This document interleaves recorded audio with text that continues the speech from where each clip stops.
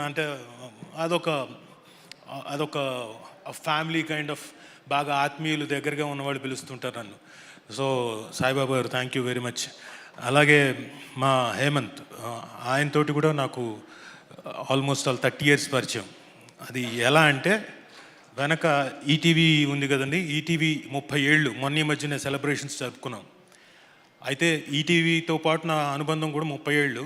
అప్పుడు నాకు హేమంత్ గారు అక్కడి నుంచి పరిచయం, అంతకుముందు నుంచా అప్పుడేగా.